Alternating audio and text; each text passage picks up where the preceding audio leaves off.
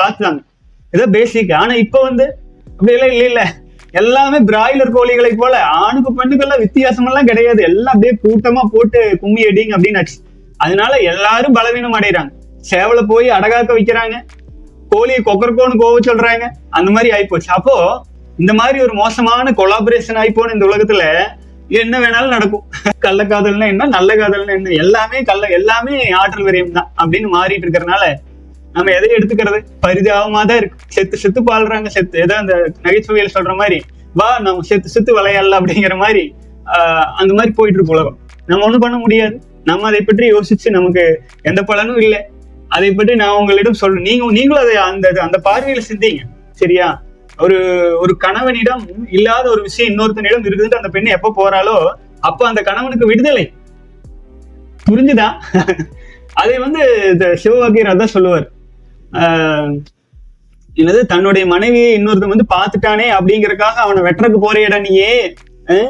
அவளை நாளைக்கு மண்ணுல போட்டு செத்தா மண்ணுல தான் அவளே புதைப்பாங்க. அப்ப அந்த மண்ணை போய் நீ என்ன கொல்ல போறே, திங்க போறே அப்படின்னு கேட்பாரு. ஆச்சுங்களா? இந்த மாதிரி பற்றெல்லாம் பெருசா வச்சுக்காதீங்க வெளி உலகத்து மேல.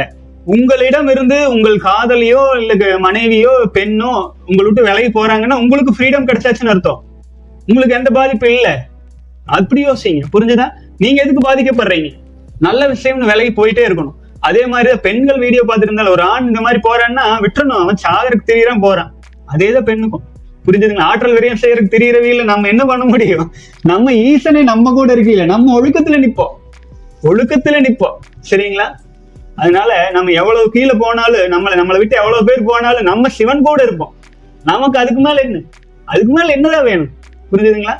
போங்கடா அந்த ஆண்டவனே நம்ம கூட இருக்கான்னு ரஜினி ஏதோ படத்தில் சொல்லுவாங்க. அந்த மாதிரி சிவமே நம்ம கூட இருக்கீல. நம்ம கூட இருக்கிறவங்க நமக்கு துரோகம் பண்ணாதா நமக்கு என்ன? நம்ம கூட இருக்கிறவங்க நம்மளை விட்டு போனாதா நமக்கு என்ன? நம்ம கூட சிவமே இருக்காரு. நம்ம ஒழுக்கத்தில் இருப்போமே, ஸ்ட்ராங்கா இருப்போமே. ஆச்சுங்களா? அதனால சின்ன சின்ன விஷயங்கள், செத்து பொழைக்கிற விஷயங்களுக்குள்ள உலகம் சுத்தி கொண்டு இருந்துச்சுன்னா அதை கண்டு நம்ம கவலைப்படும். வாழ்க வளமுடன்.